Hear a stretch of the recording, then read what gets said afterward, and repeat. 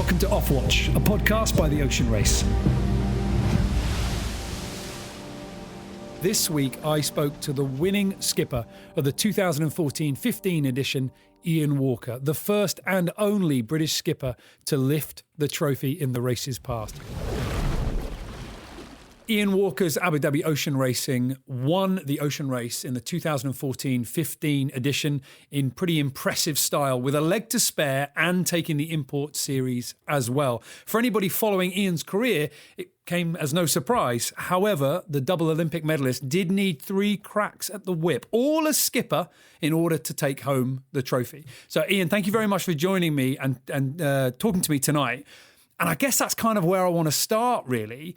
For a lot of people, the main question is, why do the race? We can all understand the draw of it, but why as skipper? Why begin with the pressure and the potential for all the finger pointing? Why did you want to kick off with that role? Hi, Niall. Thanks for letting me join you tonight. But you're starting with the easy questions. I can see straight away.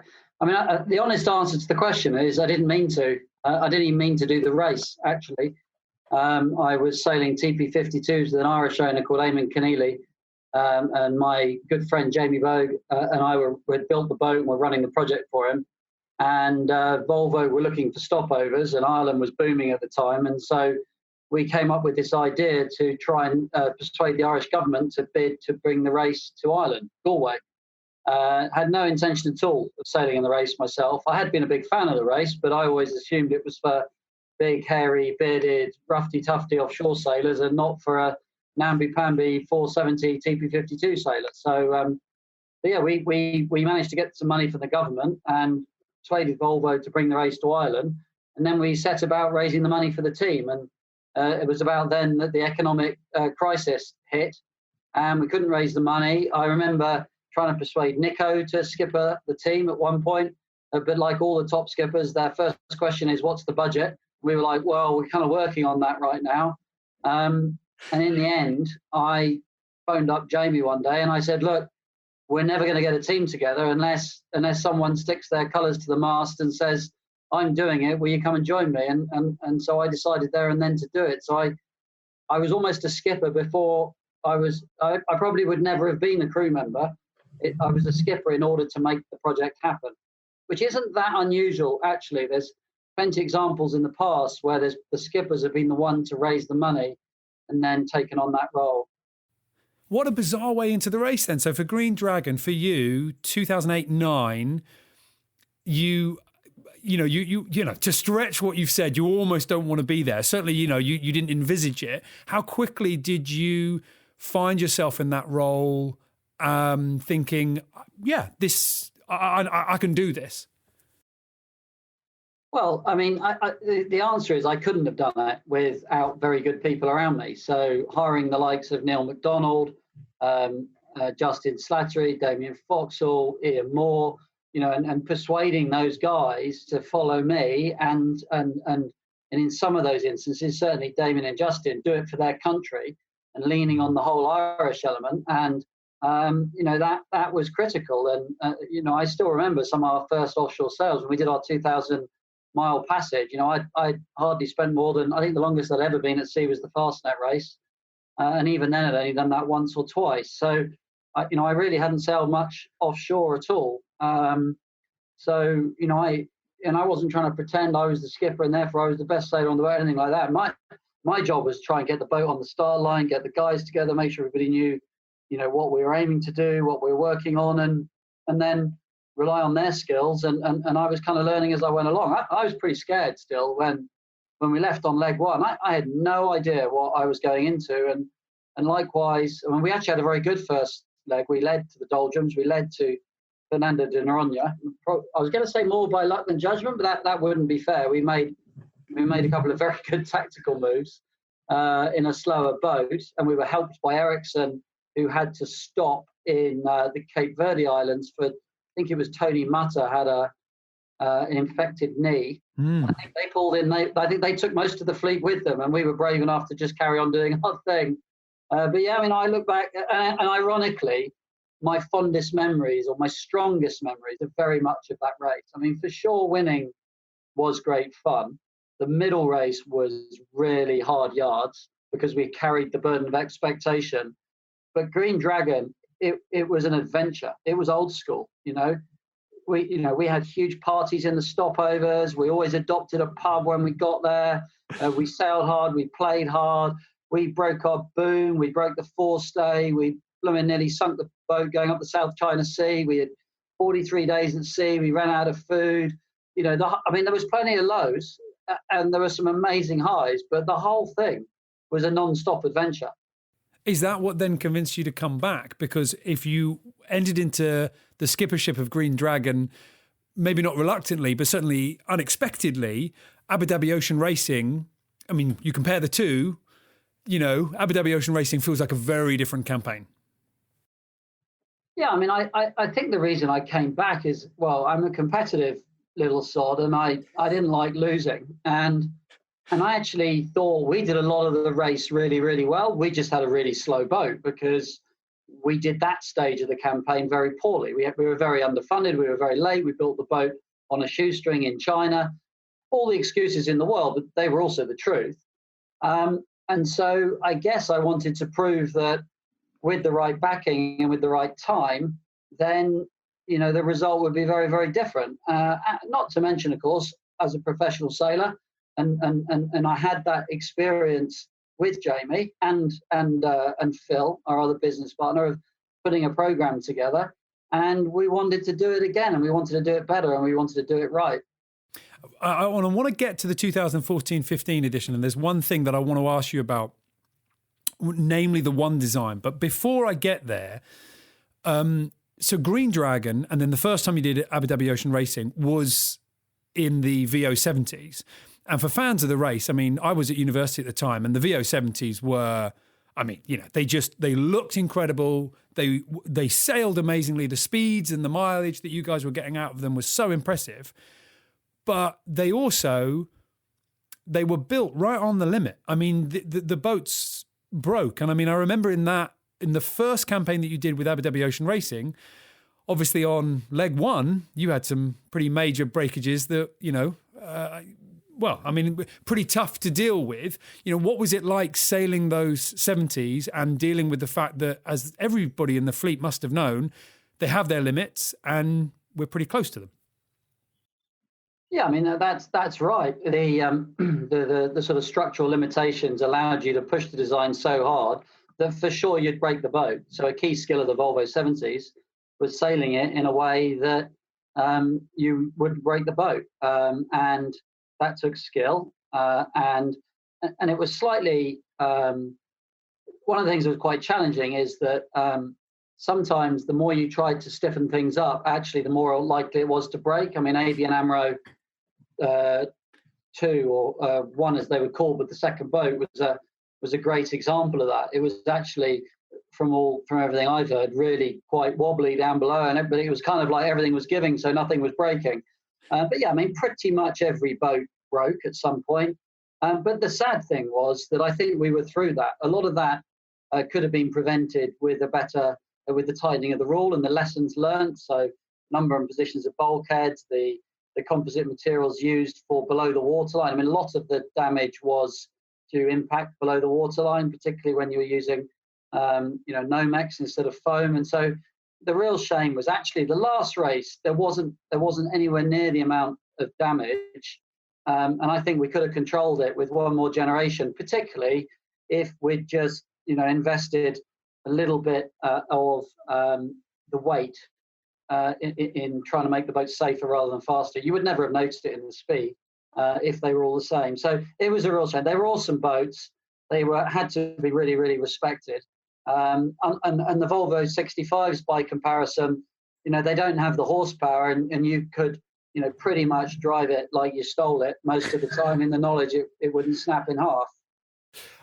I mean, you talk about snapping in half. I think there's two major images that I remember from your time in the ocean race, and one of them, sadly, is you sitting on your boat among the sails on the deck, which shouldn't be there. They should be aloft. And, the helicopter sort of peering in as you guys are coming back in on leg one with a broken mast. And the other one, or the other moment at least, that really stood out for me, which is an incredible piece of seamanship, is, make sure I get this right, but I think it's Justin Slattery over the side of the boat, drilling holes while you guys are canted over in the Southern Ocean in order to clamp down your skin. I mean, you talked about the Nomex core and all the rest of it. I mean, this was some pretty impressive roadside assistance that you were giving the boat.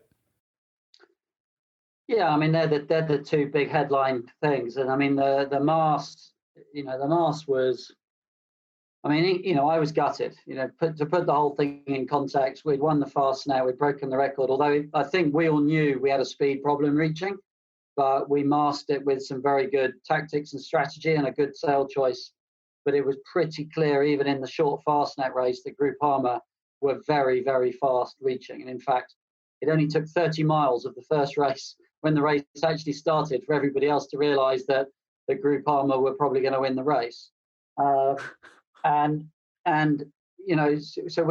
were on a high. We'd won the import race by miles in very light winds, which our boat was very quick in.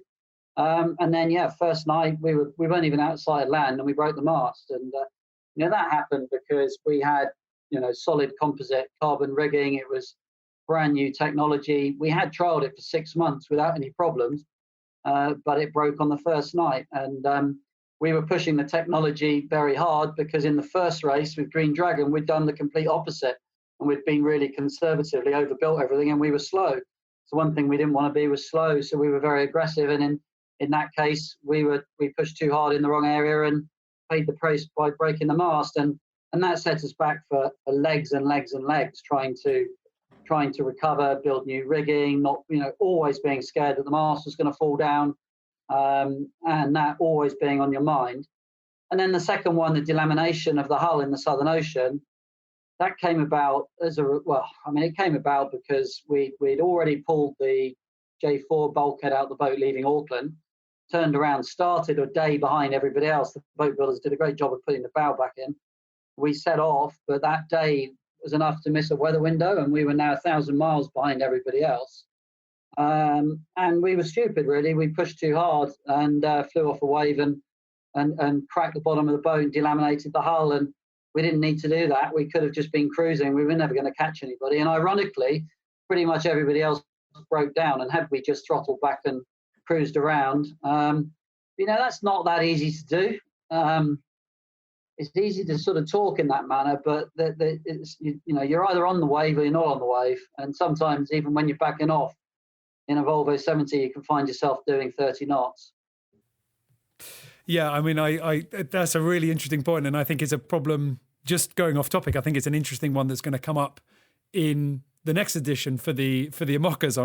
Everyone's really talking about how those things are going to.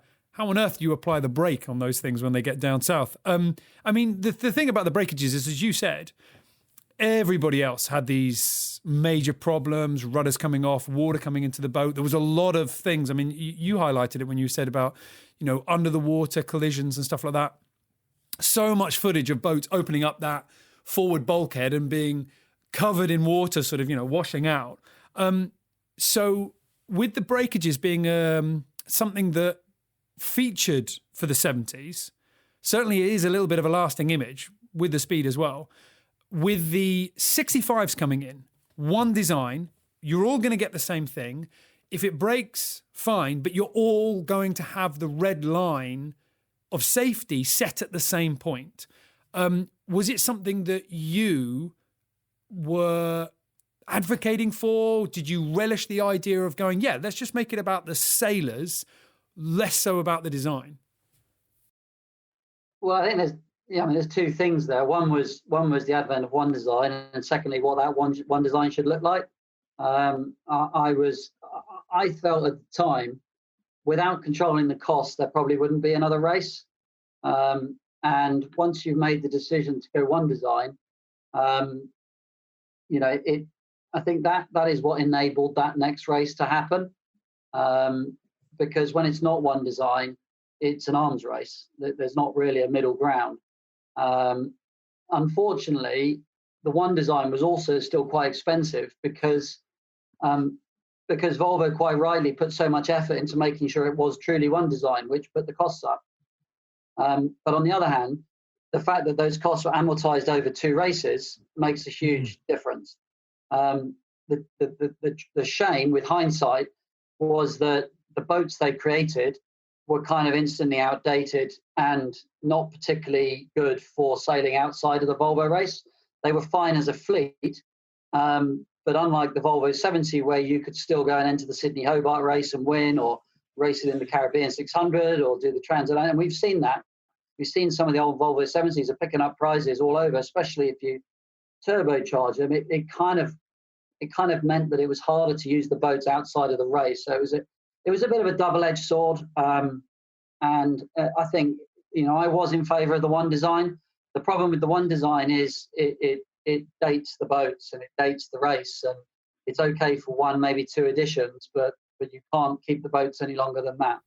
It's interesting you say that, because I remember that 2014-15 edition, the one you won, the first one with the 65s, and the boats didn't particularly turn heads. They did well. They got round.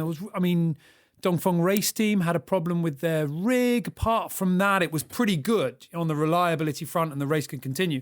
And then on the last edition, the breeze arrived right there on that first leg, and I think the boats have done a good job of kind of proving what they can do.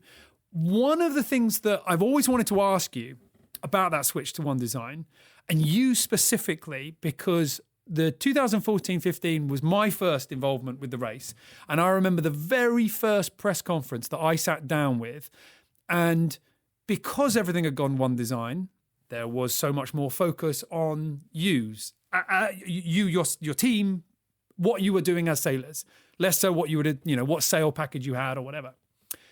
And there was a conversation about watch systems, and all of the skippers went down and they said, we're going to do 2 hours on, we're going to do 4 hours on, we're going to do whatever. I'm out of the watch system. They kind of laid it bare.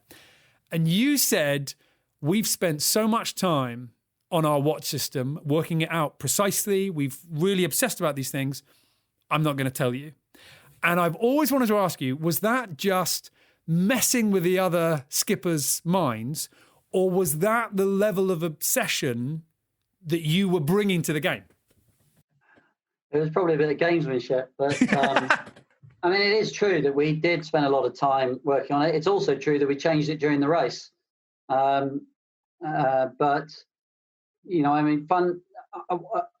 there's a big decision to make whether the skipper goes in the watch system or not. In the previous race, I'd been out of the watch system, and I found that really hard. In a way, it's nice because you don't have to go up and get freezing cold and get water chucked at you for 4 hours non-stop. You kind of go up when you need it. But actually, it just creates this no man's land where you don't really belong on deck because they have to be able to do without you, and you're not necessarily needed down below. And I didn't like that. And actually, it's much better knowing where the boundaries are. It meant I could spend much more time on the wheel, and we could build the system around the knowledge that Sci-Fi and we'd be in charge of navigating opposite each other on the different watches. We'd wake each other up if ever we weren't sure or we needed assistance on a decision. But fundamentally, we trusted each other. And then we always had 4 people on deck driving the boat as hard as possible. And the temptation, I think, is to do the opposite, take the skipper out, maybe run the boat with 3 and people jumping up and down. But look, it was probably more gamesmanship than anything. I think looking back on that race, like most races, the real key is who's on the water first, who's done the most training. And, in Green Dragon, we were last out the blocks. We had the lowest budget and we got what we deserved, really. If anything, we overperformed, really, from our resources. The next race, we were actually quite late out the blocks, but we had a very good budget. But it turned out that if you didn't have a Huang K boat, you weren't competitive. And we didn't have a Huang K boat. And there was 3 or 4 teams that had one. So therefore, we were never going to break into those teams unless the conditions really suited us, which is generally very, very light winds. Well, on average, you don't get less than 5 knots sailing around the world. So that was a really tough race with a lot of expectation. But the last race was the complete opposite. We were always doing 2 races as long as we retained our jobs with Abu Dhabi, which which I'm pleased to say we did. I was a bit concerned about it at one point, but they'd always said they were going to do 2 races. We were able to keep the guts of the team together. We were the first boat training. Actually, we weren't the first boat training, but we were the first boat organising what we were going to do. In fact, I think we were the 5th boat to be built. And there was a number of things in the training, key points that we learned, one of which was the use, for instance, of the outrigger for the jib, which were like light bulb moments where we thought, if we hadn't already been sailing for 3 months, we wouldn't know that. And we knew that the teams that were later than us wouldn't know that. And we masked what we knew for a period in the race, so it didn't become too obvious. So I think, we had an advantage through having trained more and got everything from the preparation of food, the watch system, how we set the sails up. And I think it was similar in the last race. Dong Fong and Mac Frey trained together. I think they were leagues ahead at the start of the race, and everybody else was playing catch up. And in fact, the interesting thing was that the likes of Brunel actually did catch them up, and arguably, in the last half of the race, passed them, but it was too late. So there's a lot of very similar analogies across the races. I want to take a quick pause there with the ocean race, and I want to ask you a question about the America's Cup, because this kind of feeds in to the topic I want to get onto next. For anybody that doesn't know, GBR Challenge, obviously Great Britain has got a big history with the America's Cup, very little of it successful. And we've sort of had this kind of love-hate relationship. And I think there was about a 15-year hiatus between anybody having the guts and the means and the wills to challenge for the Cup. And then you guys came along with GBR Challenge to sort of go for it. And I want to ask you something specific about one of your boats. And you can sort of like tell me I'm onto a losing idea here. But before I do that, first British skipper to lift the Ocean Race trophy, that's got to count for something. You've got 2 Olympic medals yourself. You've coached Shirley Robinson for her gold medal in 2004, I think it was, in the Yingling. You're a big part, not least now working for the Royal Yachting Association, in charge of the racing development. You're a big part of British sailing. When you go up to the America's Cup, with all its history, with the flag on your back, personally, what was that like in terms of pride? Well, I mean, it's so long ago I can hardly remember. But you've got to put yourself in my shoes. I was 30 years old. I was asked to skip at the America's Cup, and because I'd sailed a starboat and won a medal at the Olympics and done the Admiral's Cup, it was right time, right place. And we made a lot of similar mistakes, actually, ironically, to Green Dragon. We had a really good sailing team. We had good boat handling and all the stuff that we kind of knew we did really well, but we weren't fast enough.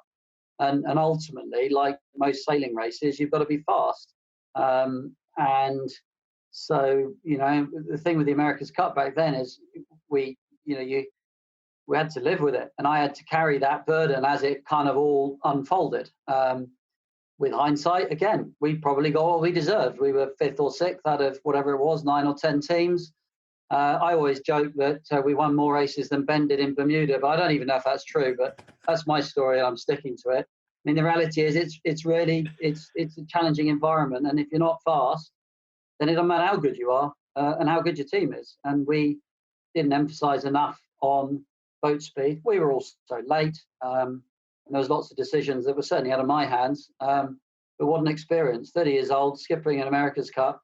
With a lot of my mates, employing a lot of my mates in New Zealand. I mean, ironically, Ben Ainsley's team's just flown down to New Zealand today, and it's like a general. I've got a friend who goes out with one of the sailors. And I'm like, you're about to go and experience everything we did in 2002, and it's great. And fingers crossed they can win it, because that would be such a boost to sailing in the UK.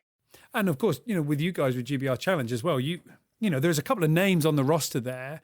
In terms of young sailors, I mean, like you say, you were 30 at the time, but young sailors, 20-year-olds that are getting involved in a very, for the experience kind of thing with GBR Challenge, who are now sailing with Ineos and all the rest of it. Freddie Carr, people like that, that kind of, did some sailing with you, which I'm sure it's nice to be sort of part of that ladder. But the main question that I wanted to ask, and this is just a pure fanboy question. I'm going to stop you. before you ask the question, I'll tell you a story about some of the youngsters on the GBR Challenge.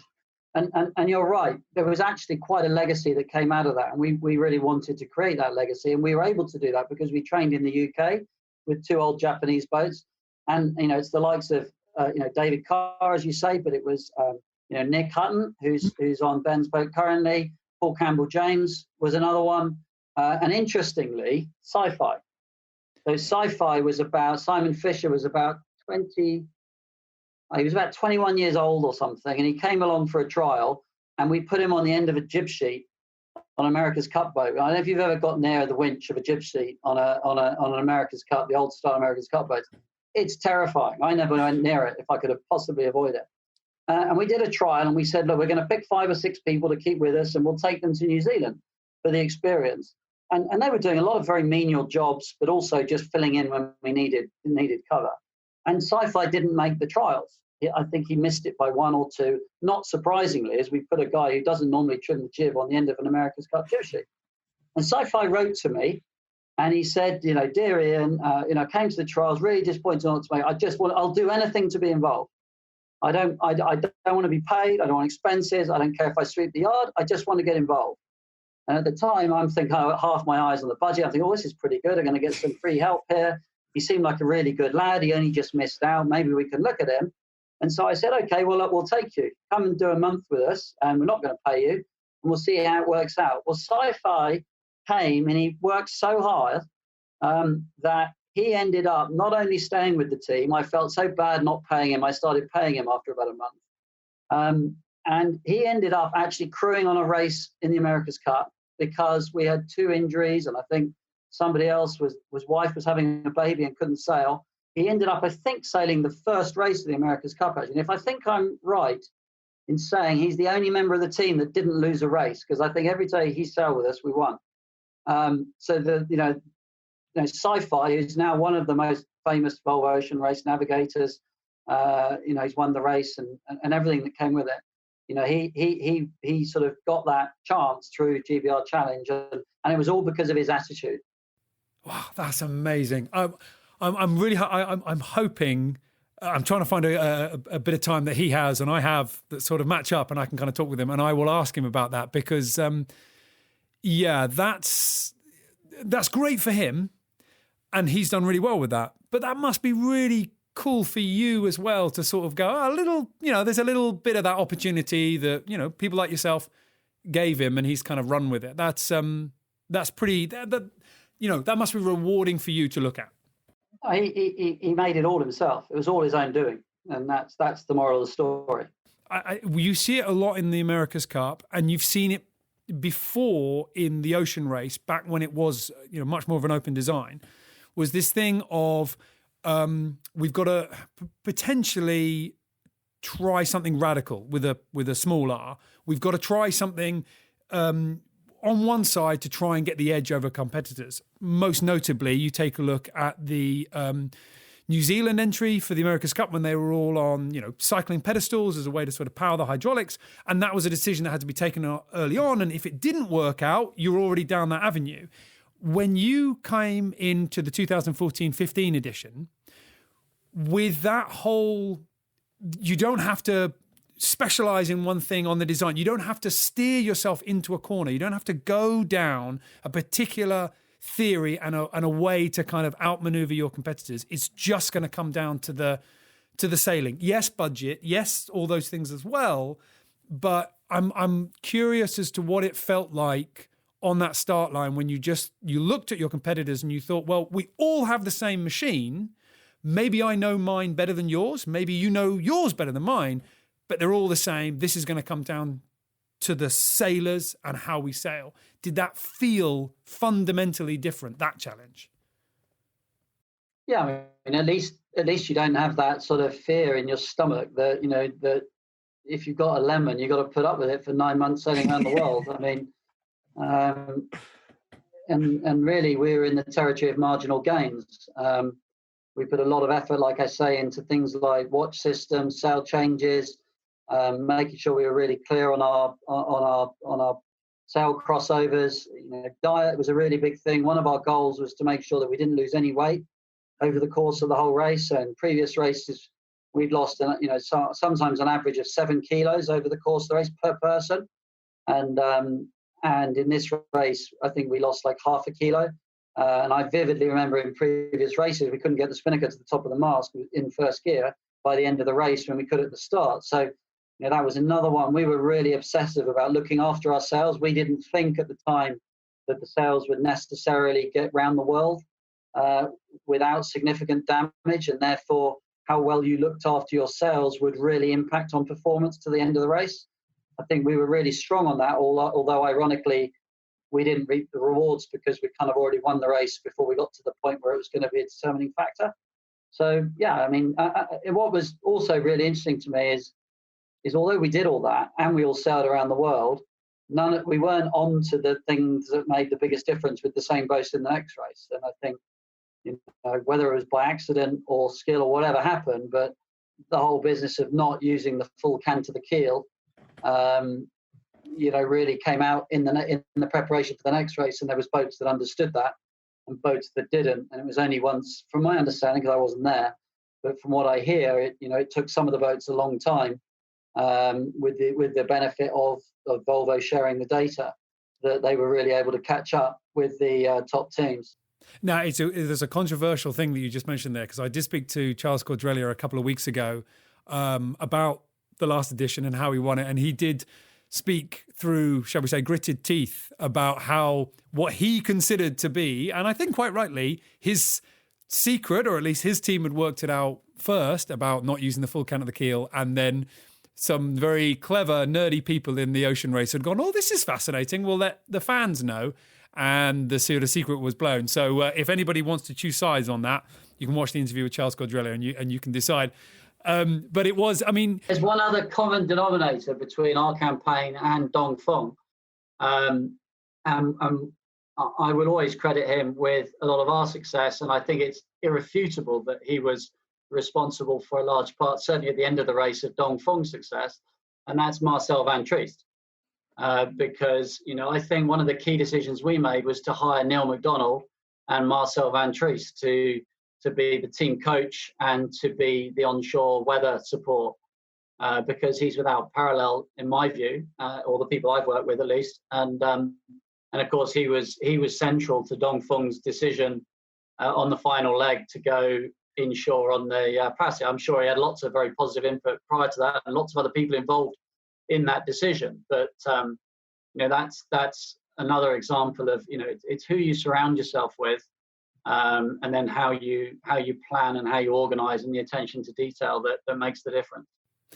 He said exactly the same thing, and I wonder whether those of us that are fortunate enough to be in a position where we're covering the race and sort of filtering it for the wider audience, I don't think we do justice to the people that are on the shore and the teams that, people like yourself have built to support you. I mean, does it frustrate you to sort of go, actually, there's so many people here that are deserving of praise that don't always get it? Well, I think the important thing is what you do within the team. We've always gone to great lengths to make sure that, every member of the shore team is respected like the sailing team, and it's very easy for that to break down and unravel the team. So that's true in America's Cup. It's true in the Volvo Ocean Race, all the unsung heroes. So, unfortunately, it's inevitable in some regards that they'll never get the same acclaim. Just like I'm sure there's some amazing people behind the scenes at Manchester City or Liverpool or whatever, but it's always going to be Jurgen Klopp and the centre forward who get the acclaim. But you're right, it's a team, and that means that everybody has to bring their involvement, and everybody has to make sure that if they don't feel rewarded and appropriately thanked, then they won't feel part of the team, and you won't get the best out of them. And that's a big part of the Volvo Ocean Race, is getting the best out of everybody in your team, whatever their role. Well, let me ask you then finally about that, because your role at the moment now, head of racing for the Royal Yachting Association. I hope I got that title right, because I do work for the RYA, and I'd hate to get my boss's name wrong. You were close. What is it officially? Director of Racing. There we go. Okay, right. I'll write it out 1,000 times. So you're now part of that ladder that's taking people from, I really like this sailing game, I'm going to get into it, to however far they want to climb and whatever successes they want to sort of reach. For somebody that has been up at the higher echelons of the sport in so many different disciplines as well, Olympic, America's Cup, and offshore. And as you were saying, helping people like Simon Fisher and stuff like that with their lucky breaks. What do you perceive now as that sort of gulf between the amateur and the professional? I mean, from my poor viewpoint, it seems like that divide has never been bigger. Yeah, I think that's probably right. I mean, standards in everything are going up, right? Doesn't matter whether it's football or, look at the difference in rugby. 20 years ago when it was an amateur game, look at the players now relative to them, and a kind of a similar things happen with sailing. Sailing's been effectively professionalized in the last generation. So, really kicked on in the sort of 2000 America's Cup, really. And, with that professionalism, the Olympics, for instance, it wasn't in 92, it was an amateur event. 1992, 96 was the first time you were allowed advertising. That's a generation ago, really. And now when everybody's doing it full time, the amount of support behind them is immense. And, every Olympic sailor's got a team. They've got physiologists, they've got physiotherapists, they've got sports psychologists, somebody analysing data. They might not, for a start, they'll have a coach, but they'll probably have 3 coaches, somebody helping them on technical side, somebody with regatta support. They need all the sponsors that sit behind that. And, it's an army of people, and it's not really sustainable if I'm honest. And the Volvo's gone through the same thing. When I was a kid growing up watching the Volvo race in '89, my crew was sailing a 470, Matt Humphreys. He left me one day and said, "Sorry, I can't crew for you next weekend. I've decided I'm going to go and be a cook on a Volvo boat." He'd met somebody on the dock and their cook had dropped out, and he went and sailed around the world as a cook. And, then he went on to be skipper of Dolphin in Youth in, I think it was '89, because that's where his heart was. And so that's where the Whitbread race, as it was then, that's where it was at. There was lots of amateur entries, and there was just a few really professional ones, the likes of Grant Dalton and some of the Kiwi boats. And the Volvo race is completely beyond recognition now in terms of the amount of professionalism, in the same way the Olympics and the America's Cup the same. The problem is the sustainability of it, because the costs go up and up and up. And there gets to a point where the value doesn't necessarily go up and up and up. And if you can't afford it, then there is no race, and there will be no America's Cup, or there will be eventually, not no Olympics, but it will fall into different hands. It's very hard to unlearn what you've learned. Once you've learned to be more professional and to do things better, it's very hard to going back to the good old days. I mean, there are people that did the last edition of the race who I know, were single suitcase between hotels. They weren't being paid. That they have, just like you were saying the story about Simon Fisher, they sweated for that opportunity. As a final question then, with your new role, with your new responsibilities about those young sailors sort of coming through, and, for anybody around the world that's getting into this game and listening to your stories and thinking, oh, do you know what? I want to experience that world. I want to send that email. I want to bump into that boat on the dock, and I want to make that call, and I want to say, hey, do let me trim your jib for an afternoon, and I'll see if I can blow up your winch. What should they do? Because there's so many people who I'm sure who are thinking, I'll get rejected, I'm not going to bother. But that's surely not the way. Well, it's. I think it's, in many ways, it's a bit harder than it used to be, because we used to have events like the Admiral's Cup and kind of bigger keelboat fleets that you could prove yourself as you sort of transition from dinghies to keelboats. Now I think there's one way is to go and win a gold medal, the Ben Ainsley route, if you like, or my route. Well, I didn't win a gold, silver in my case. So go and get yourself an Olympic medal. And even then, very often, that's not enough to get you the break. A lot of it is being in the right place at the right time. There is another group of people who've actually done it also through physicality.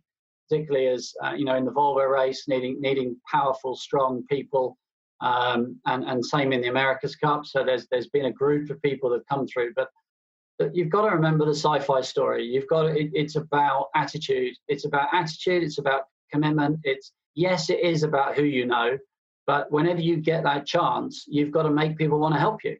And I see, I can think of people right now who I come across and I think, God, that was, they're a good kid, or they were really helpful, or, if they come to you and ask you, I'll go out of my way to try and help them and give them a break or introduce them to somebody. And in the old days, you used to turn up in Hamble and, just pick up jobs in the boatyard and work on boats, and you get known, and then you get out a ride on a boat, and then you do a good job, and you work your way up. And I don't know any other way to do it. It's really about commitment, work ethic, and ultimately you've got to know people, and you've got to have a network of people who want to help you. And go and talk to them, say hello, ask those questions. Yeah, I agree with that. If someone asks me a question, I'll generally answer it. And if if they're polite, then I'll probably go out of my way to help them. And there's nothing sailors like more than to tell you how good they are and how they've done things. So I always say that as well. If you want to understand why somebody's winning in your class, go and ask them. And then with a beer in their hand, they'll tell you how good they are and everything they've done. And then you go and copy them and beat them the next day. Oh, right. Okay. I'm going to give you a little bit of a chance then, because the only thing is I apologise for being distracted, but your background is fascinating. I can see the model, Abu Dhabi Ocean Racing. There's so many trophies, there's so many pictures. Just as a final thing, a quick whistle-stop tour. What have you got on your wall there? Because it looks like you've got some pretty good memories. You might think I'm showing off, but this is because my wife doesn't let me put any sailing photos or any trophies or anywhere else in the house. So I've basically got one toilet in my office to hang everything over 30 years. But I've got to try and do it. Where are we? Here we go. That's, what is that? That's loads of photos from the 96 Olympics of Johnny Merrick's and I. And our Mars sponsorship just above me here, that's Johnny and I on the podium. That one is Johnny and I crossing the finish. There's a lot of John Merrick's and I apologise for that. The one over here is me and Amira Dinghy in Sligo in Ireland in 1987. For the World Championship, and the one underneath is winning the 14 Worlds in Kingston in 1993. And actually, the model, it's slightly ironic because I noticed the mast is broken. It's compelling, really, but I need to do a bit of repair on the model. But yeah, the model was from the 14-15 race. But I need to fix the mast, not for the first time on an Abu Dhabi boat. Yeah, so a little bit of a voodoo doll of your boat there. Which one broke first? All right, Ian, I'm going to let you go. Thank you very much for everything there. It's fascinating to hear about not just your career, but also about everything that you've learned and everything that the race has taught you. So thank you very much. Absolute pleasure, and I can't wait for the next race to start. Give us something to follow.